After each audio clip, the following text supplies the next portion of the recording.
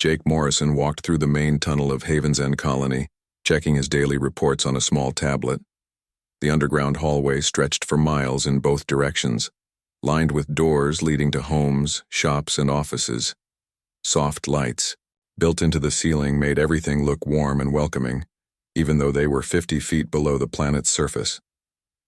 He stopped at the first checkpoint and nodded to the guard. "Morning, Pete. How are the systems today?" "All green, sir," Pete replied, showing his own screen. "Power at full capacity, air quality perfect, and the farms are producing 20% more food than we need." Jake smiled. This was exactly what the colony founders had planned 15 years ago. Haven's End wasn't just another human settlement on a distant planet. It was built to survive anything the universe could throw at them. Every system had backups, and every backup had backups too. He took the elevator down another 30 feet to the engineering level. The doors opened to reveal a massive room filled with humming machines and blinking lights. Ryan Hughes, the head engineer, stood at the central control panel with his coffee mug, watching dozens of screens that showed the colony's vital signs. "Jake, good to see you," Ryan said without looking away from his monitors. "Take a look at this. Our geothermal plants are running so well that we're storing extra power in the backup batteries. We could run this whole place for 6 months without any power generation at all." Jake whistled softly. The colony used the planet's hot core to generate electricity through massive underground pipes. It was clean, unlimited energy that would last as long as the planet existed. What about the manufacturing sector? Even better.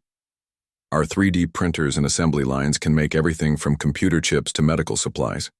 Yesterday we finished building 50 new environmental suits, and we weren't even trying hard. Ryan finally turned to face Jake, grinning. This place really is a fortress. They walked together through the engineering section, past machines that could create almost anything the colonists needed. Jake remembered the colony's early days when they had to import everything from Earth. Those days were long gone. Now they made their own food, medicine, tools, and even electronics. "How's the population doing?" Jake asked as they headed toward the agricultural levels. "Happy and healthy. Lisa's security teams report almost no crime, which makes sense since everyone has work and enough to eat. The kids are doing great in school, and our doctors say the colonists are actually healthier than most people on Earth." The agricultural section was Jake's favorite part of the colony. Huge underground caves had been converted into farms, with artificial sunlight and perfect growing conditions. Tony Garcia, the agriculture director, was examining a row of tomato plants that grew bigger and better than anything found in nature. "Jake, Ryan, perfect timing," Tony called out. "Look at these beauties. We've modified the soil and lighting so well that these plants produce twice as much food as Earth varieties. We're feeding 50,000 people and still have surplus to store." Jake picked a tomato and bit into it. The taste was incredible, sweet and rich. "How long could we survive if we were cut off from the outside universe?" Tony thought for a moment. "With our current systems? Probably forever. We recycle everything, generate our own power, and grow more food than we eat. We even have seed banks with thousands of plant varieties stored in deep freeze. If something happened to Earth tomorrow, we'd keep going just fine." The three men continued their tour, visiting the medical center where Maria Rodriguez showed them laboratories that could develop new medicines and treatments. They saw the underground water treatment plants that cleaned and recycled every drop of moisture in the colony. They visited the schools where children learned not just regular subjects, but how to maintain and improve the systems that kept them alive. Jake's tablet beeped with a message from Lisa Carter, the security chief. "Report to communications immediately. Priority 1. They hurried to the communications center where Amanda Stone sat at a console covered with blinking lights and screens. Her face was pale, and her hands moved quickly over the controls. "Jake, we have a problem," Amanda said. "Long-range sensors picked up something big heading our way, really big." The main screen lit up with a star map showing their solar system. A cluster of red dots moved steadily toward their planet. There were so many dots that they looked like a swarm of angry insects. "How many ships?" Jake asked, his stomach dropping. 200, maybe more. They're still too far away to get exact numbers, but this is the largest fleet anyone has ever seen in this part of the galaxy. Lisa Carter entered the room, her security uniform crisp and her expression serious.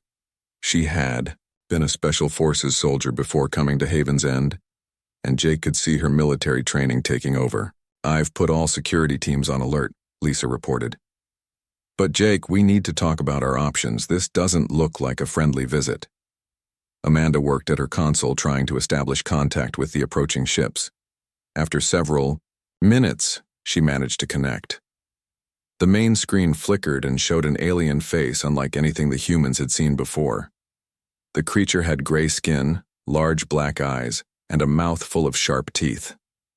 "Humans of this world," the alien spoke, in perfect English, though its voice sounded like metal scraping against stone. "I am Commander Vex of the Hegemony Fleet. You have 72 hours to evacuate this planet. This world now belongs to the Hegemony Empire. Any humans remaining after the deadline will be destroyed." The communication ended, leaving the room. In shocked silence, Jake looked around at his friends and colleagues. These people had spent 15 years building something incredible, a home that could survive anything. They had created a perfect society in one of the harshest environments humans had ever tried to colonize. "Lisa," he said quietly, "how good are our defenses?" Lisa smiled, but it wasn't a friendly expression. "Jake, these aliens have no idea what they're dealing with. This colony wasn't just built to survive disasters. It was built to survive war." The peaceful morning had turned into something much more serious. But as Jake looked at the faces around him, he didn't see fear. He saw determination. These colonists had built Haven's End to last forever, and they weren't about to give it up to anyone. Commander Vex stood on the bridge of his flagship, watching the small blue planet below. His black eyes showed no emotion as he studied the primitive human settlements scattered across the surface. The buildings looked simple and weak, just like every other species the hegemony had conquered. "Begin the bombardment," he ordered his weapons officer. "Target their largest structures first. These humans will surrender quickly once they see our power." Energy beams shot down from the hegemony ships, striking the surface installations with massive explosions. Buildings collapsed, vehicles burned, and smoke rose into the atmosphere.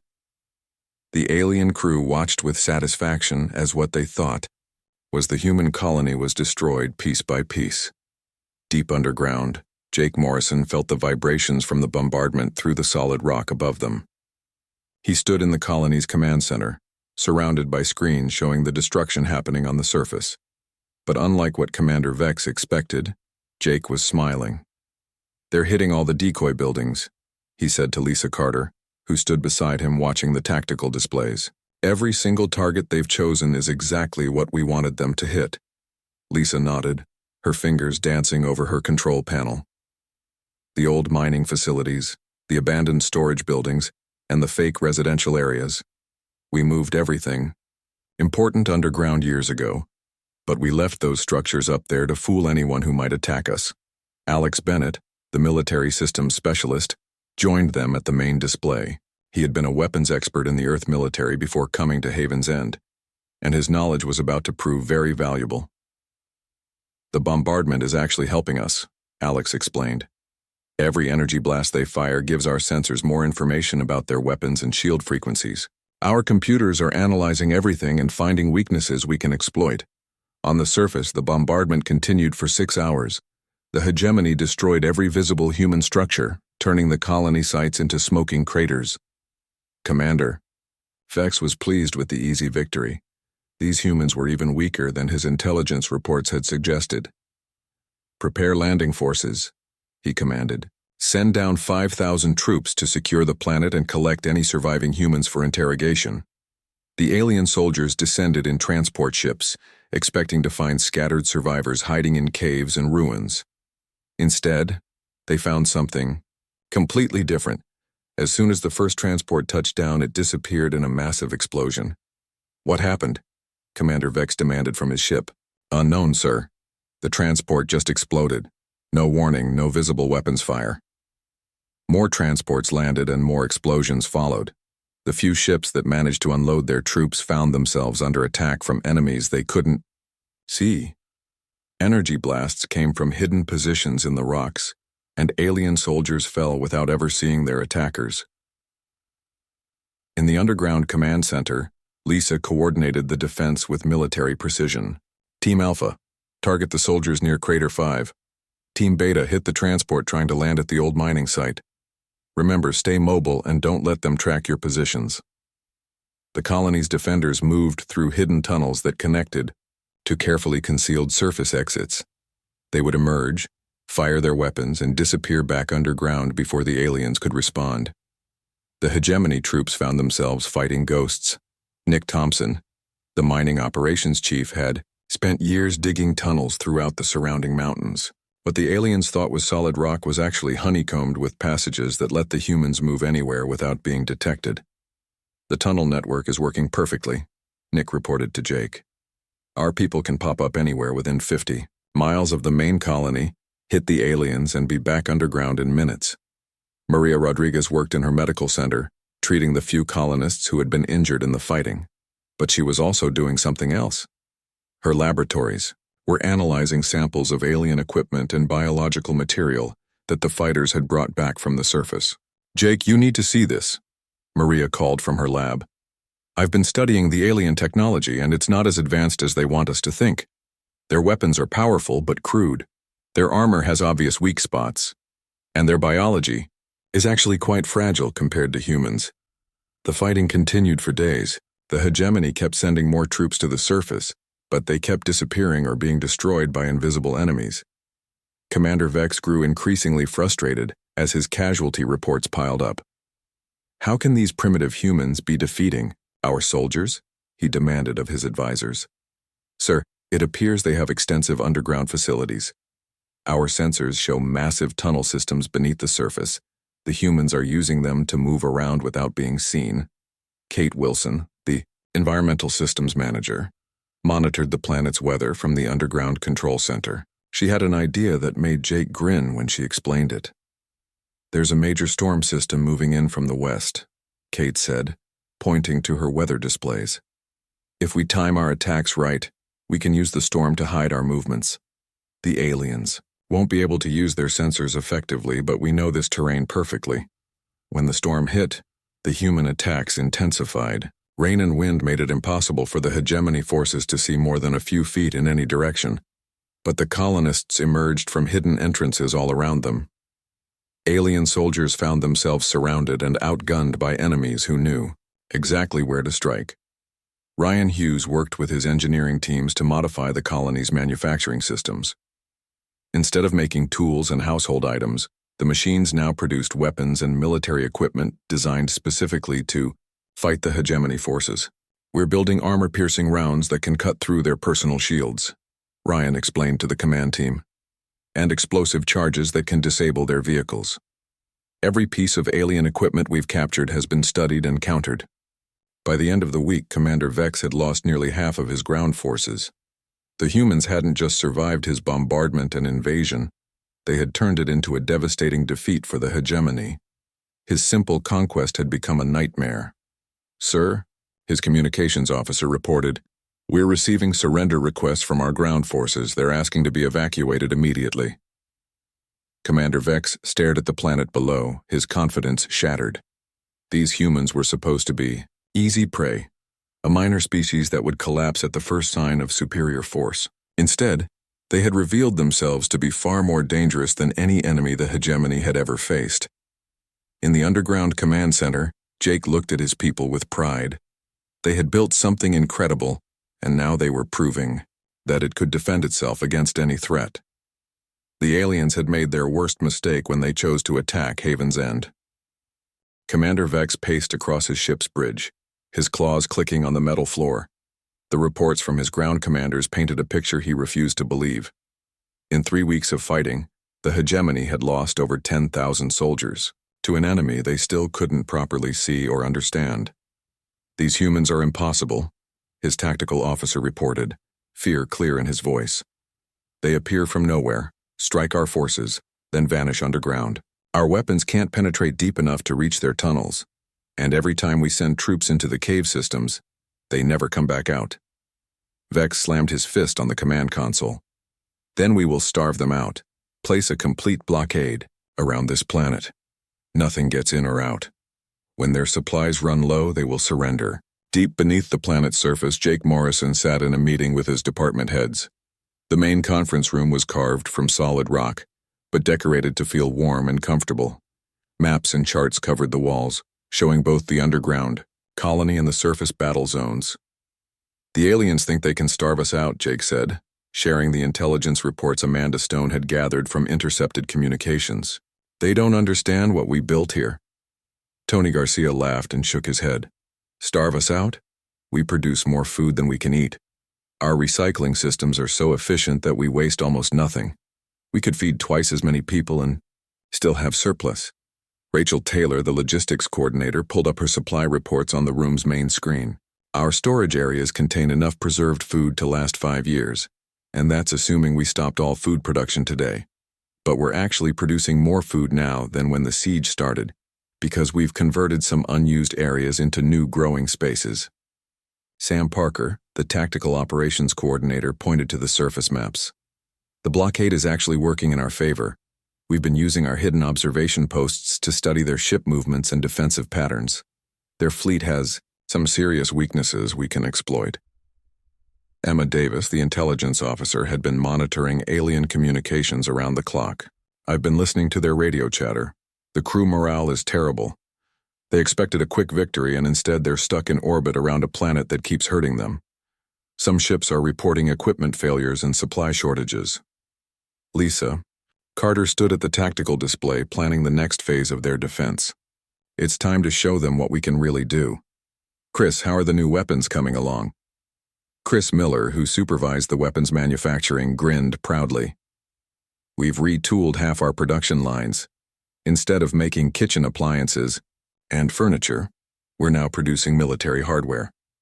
Guided missiles, armor-piercing ammunition, and some special surprises the aliens won't expect. Ryan Hughes activated a hidden panel on the conference room wall. Behind it was a control system that most of the colonists didn't even know existed. Jake, I think it's time to activate the orbital defense platforms. Jake nodded slowly. Show them. The display screen changed to show space around their planet. What looked like empty vacuum was actually filled with dozens of objects that appeared to be asteroids and space debris. But as Ryan entered commands into his control system, the objects began to move and change shape. We've had these in position for 12 years, Ryan explained. Automated defense platforms disguised as rocks and metal scraps. Each one has its own power source, weapon systems, and basic intelligence. The aliens flew right past them and never realized they were surrounded. Emma monitored the alien communications as the defense platforms revealed themselves. The hegemony ships are going crazy. They're detecting weapon signatures all around them, but they can't figure out where the platforms came from. The first platform fired a precise energy beam that sliced through a hegemony destroyer. The alien ship exploded in a brilliant flash that lit up the darkness of space. Other platforms began firing, targeting the ships that were farthest from the main fleet. Surgical strikes, Lisa explained as they watched the battle unfold on their screens. We're not trying to destroy their whole fleet at once. We're picking off individual ships to make them scared and confused. Commander Vex watched in horror as his ships began disappearing one by one. His sensors couldn't track the source of the attacks, and his weapons couldn't target enemies that looked like space rocks until moments before they fired. How many ships have we lost? He demanded. 37, sir, and the attacks are getting more frequent. The platforms seem to be learning our movement patterns and adjusting their tactics. Tony Garcia worked with his agricultural teams to increase food production even further. The colonists were eating better during the siege than they had before. The war started. Fresh vegetables, meat from their underground livestock facilities, and even luxury items like chocolate and coffee that they manufactured themselves. The aliens probably think we're suffering down here, Tony said to Jake during their daily inspection. Instead, we're living better than ever. My teams have been experimenting with new growing techniques, and we've increased our food output by 40%. Kate Wilson monitored the colony's environmental systems from her control center. Air quality was perfect. Water was clean and abundant, and the temperature throughout the underground cities remained comfortable. Our life support systems are running so well that we could probably support twice as many people without any problems. After 2 months of siege, the hegemony had lost nearly 100 ships to the mysterious orbital platforms. Their ground forces had been completely withdrawn after suffering devastating casualties. Commander Vex found himself in command of a demoralized fleet that was being slowly destroyed by an enemy that seemed impossible to defeat. "Sir," his communications officer reported, "we're receiving messages from the other hegemony fleets in this sector. They want to know why we haven't conquered this planet yet." Vex stared at the blue world below, understanding for the first time that he had made a terrible mistake. These humans weren't the primitive species his intelligence had described. They were something far more dangerous, something the hegemony had never encountered before. In the underground command center, Jake looked at his friends and colleagues with satisfaction. They wanted to conquer Haven's End, but instead they've learned what happens when you attack a human colony that was built to survive anything. The siege was just beginning, but the colonists already knew who would win. Commander Vex stood before his science officer, his gray skin darker with frustration. The hegemony fleet had been fighting these impossible humans for 4 months, and nothing they tried seemed to work. Now his advisors were suggesting the most extreme measure in their arsenal. "Deploy the biological weapons," Vex ordered through clenched teeth. "If we cannot defeat them with conventional force, we will poison their world until they have no choice but to surrender." The science officer hesitated. "Sir, biological warfare has never failed us before, but these humans have shown unusual resistance to our other weapons."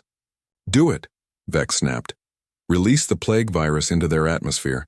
It will kill their crops, poison their water, and make their air toxic to breathe. Even if they hide underground, they cannot escape a planet-wide contamination, the hegemony." Ships released clouds of green gas that spread across Haven's End like a deadly fog.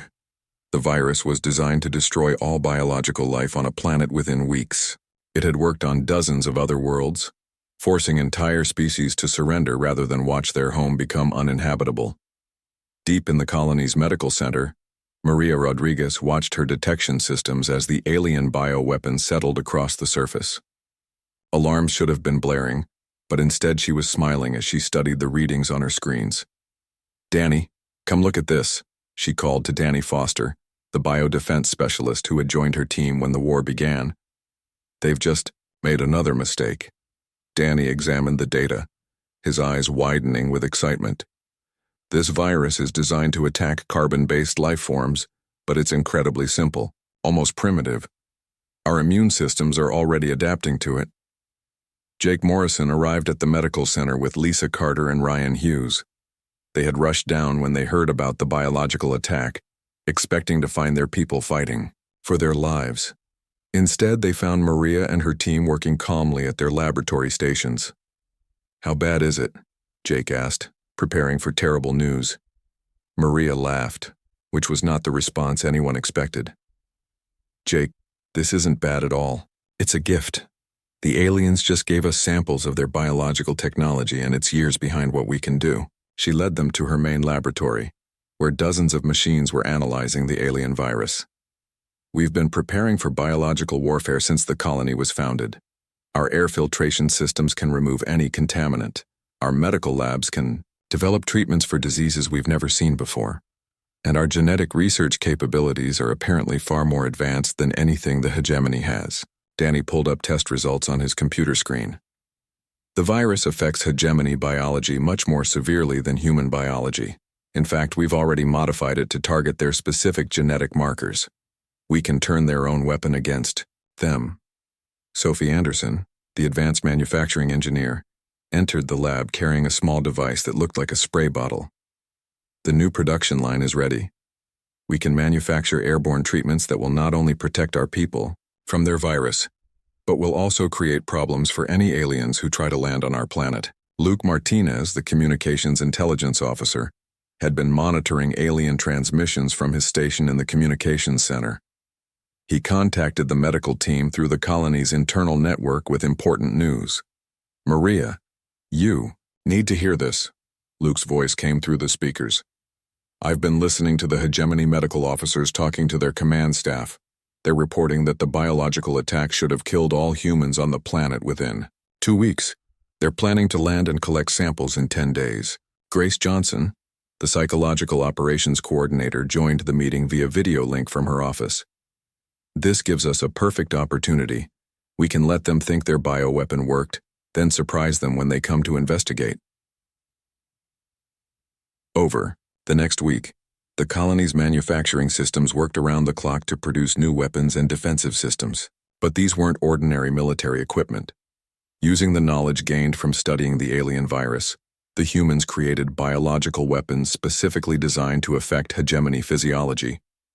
Chris Miller supervised the production of aerosol, dispensers that could release the modified virus into the atmosphere. When the aliens land, they'll breathe in air that's perfectly safe for humans but toxic to their biology. The colony's children proved to be especially helpful during this phase of the war. Having grown up entirely within the colony's advanced technological environment, they understood the complex systems better than many adults. 16-year-old students were operating manufacturing equipment and helping to design new weapons. "It's amazing," Jake observed as he watched teenagers working alongside experienced engineers. "These kids have never known a world without our advanced technology. They think all of this is normal." Lisa coordinated the defense preparations from the command center. "The hegemony is sending down survey teams to check if their bioweapon worked. They expect to find a dead planet, but instead they're going to find humans who are stronger and more capable than ever." When the alien survey ships landed, they found a planet that looked exactly as they expected. The surface was covered with the green residue from their biological attack, and their sensors detected no signs of human activity. The alien scientists emerged from their ships wearing protective suits, confident that they were walking on a dead world. Within minutes, they began collapsing. The modified virus that the humans had released was invisible and odorless, but it attacked the aliens' respiratory and nervous systems. The survey teams managed to send only brief, panicked messages before their communication stopped entirely. "Sir, we've lost contact with all surface teams," the hegemony communications officer reported to Commander Vex. Their last transmissions indicated they were under some kind of attack. Emma Davis intercepted the alien communications and translated them for the colony leadership. "They're completely confused. Their medical officers can't understand how their own bioweapon could have been turned against them. They're starting to realize that humans are far more technologically advanced than they believed." Ryan Hughes activated another hidden system that had been built into the colony years earlier. Automated factories deep underground began producing a new type of combat drone, designed using all the knowledge they had gained about hegemony technology and biology. "These drones are specifically built to fight in space and on planetary surfaces," Ryan explained as the first units rolled off the production line. "They're immune to biological weapons, resistant to energy attacks, and equipped with weapons that can penetrate hegemony shields." Tyler Johnson, the Planetary Defense Systems commander, watched as the new drones launched from hidden silos scattered across the planet's surface. They moved like a coordinated swarm, heading for the hegemony fleet in orbit. "The aliens wanted to poison our world," Tyler said as he tracked the drone's progress on his screens. "Instead, they've given us everything we need to defeat them completely." Commander Vex watched in growing horror as his ships began reporting attacks from small, fast-moving objects that seemed to appear from nowhere. His biological weapon had not only failed to kill the humans, but had somehow made them even more dangerous than before. The humans of Haven's End had not just survived the hegemony's worst attack. They had evolved beyond it, turning every challenge into an opportunity to become stronger and more capable than their enemies had ever imagined possible. Commander Vex stared at the tactical display showing what remained of his once mighty fleet. Of the 200 ships that had arrived at this cursed planet 6 months ago, only 43 were still operational. The rest had been destroyed or disabled by an enemy that seemed to grow stronger with every attack. "Sir, we're receiving surrender requests from 12 more ship captains," his communications officer reported. his voice barely above a whisper. "They're asking permission to retreat to the outer system." Vex's claws scraped against his command chair. "Denied. The hegemony does not retreat from primitive species." But even as he spoke those words, Vex knew they were no longer true. These humans were anything but primitive. They had turned every hegemony advantage into a weakness, every attack into an opportunity to become more dangerous. On the planet below, Jake Morrison stood in the observation deck of Haven's End's new orbital station. The massive structure had been built and launched in just 3 months, using manufacturing techniques that had been refined during the war. Through the transparent walls, he could see Earth-like ships departing for distant star systems. "The first wave of colony ships is ready to launch," Marcus White reported. As the strategic defense coordinator, Marcus had helped plan the expansion that would follow their victory. Each ship carries 5,000 colonists and everything needed to build another Haven's End. Ashley King worked at her communications station, coordinating with human settlements across the galaxy. As Deep Space Communications Director, she had been busy sharing the defensive technologies developed during the siege with other human colonies. "Jake, I'm getting reports from 17 other human worlds," Ashley said, excitement clear in her voice. "They're all implementing our defensive designs and manufacturing systems. What we learned here is spreading throughout human space." Tyler Johnson monitored the final space battle from his command center. The swarm of combat drones produced by Haven's End had surrounded the remaining hegemony ships, systematically disabling their weapons and engines without destroying them completely. "We're not killing them," Tyler explained to Jake over the communication system. "We're capturing their ships and crews for study. Every piece of hegemony technology we examine makes us better prepared for future threats." Stephanie Clark, the colony integration specialist, coordinated the processing of alien prisoners and captured equipment. "The interrogations are revealing interesting information about the hegemony. They're not as powerful as they pretend to be. Most of their conquests succeeded because they targeted peaceful species that surrendered quickly." In the underground command center, Lisa Carter reviewed intelligence reports that painted a picture of an enemy empire that was starting to crumble. "The hegemony has never faced sustained resistance before. Their military doctrine assumes quick victories followed by occupation of defeated worlds. They don't know how to fight a long war against an enemy that keeps getting stronger."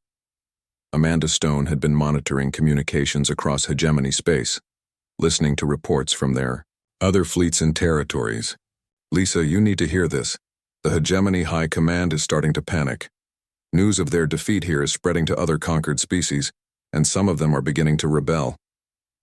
Ryan Hughes stood in the main manufacturing center, watching, as the final components of humanity's first interstellar warship rolled off the production lines. The vessel was larger and more advanced than anything the hegemony had ever built, incorporating technologies developed during the siege. "This ship represents everything we've learned," Ryan told Jake as they inspected the massive construction. "Self-sufficient life support, advanced weapons systems, manufacturing capabilities, and defensive systems that can adapt to any threat. It's not just a warship, it's a mobile colony that can establish human settlements anywhere in the galaxy." Maria Rodriguez worked in her expanded laboratories, where teams of scientists studied captured alien technology and biology. "We've learned more about galactic civilization in 6 months than humanity discovered in the previous century. The hegemony's database contains information about hundreds of species and thousands of worlds." The final confrontation came when Commander Vex, desperate to salvage something from his catastrophic defeat, attempted one last attack on the planet's surface. His remaining ships descended into the atmosphere, trying to destroy the human colony through direct bombardment. They found themselves flying into a trap that had been 6 months in the making. The entire planet had been turned into a defensive fortress, with hidden weapon systems built into every mountain and valley. Energy beams erupted from concealed positions, and guided missiles rose from underground silos. Within hours, the last of the hegemony fleet was either destroyed or captured. Commander Vex himself was taken prisoner when his flagship was disabled and boarded by human soldiers who moved through his ship like they owned it. 1 year later, Jake Morrison stood on The observation deck of Haven's End Station, watching a fleet of human ships prepare to depart for the hegemony homeworlds. These weren't military vessels coming to conquer, but diplomatic and trade ships carrying human technology and offering alliance to the scattered species of the former empire. The galaxy is going to be very different now, Jake observed to Marcus, White, who had become the coordinator of human expansion efforts. Marcus nodded, looking at the star charts that showed human colonies spreading in all directions. The hegemony made the mistake of attacking the one human settlement that was specifically designed to survive and fight back. Now every human world is building the same defensive systems, and we're sharing our technology with species that want to be free. Tony Garcia had expanded his agricultural programs to supply the growing network of human colonies. We're not just spreading our defensive capabilities, he said during their weekly planning meeting. We're sharing everything we've learned about building sustainable, self-sufficient societies. The irony was not lost on any of them. The hegemony had attacked Haven's End expecting to find a weak, isolated human settlement that would surrender quickly. Instead, they had awakened a sleeping giant and given humanity the motivation and knowledge needed to become a major galactic power. In a secure facility on the planet's surface, former Commander Vex worked with human scientists, helping them understand hegemony technology and politics. His cooperation had earned him comfortable quarters and the promise that his people would be treated fairly in the new galactic order. Your species made a fundamental error, Vex told Jake during one of their conversations. You assumed humans were weak because we lived on isolated worlds. You didn't understand that we were preparing, learning, and building something that could survive anything you could do to us. Jake smiled, looking out the window at the thriving colony that had become the capital of human space. We didn't prepare for war, Commander. We prepared for survival. But it turns out that when humans build something to survive, it becomes strong, enough to defend itself and help others do the same. The hegemony's worst mistake had been attacking a human colony built to survive anything. In doing so, they had created the very force that would replace them as the galaxy's dominant civilization, but one that chose cooperation over conquest and freedom over fear.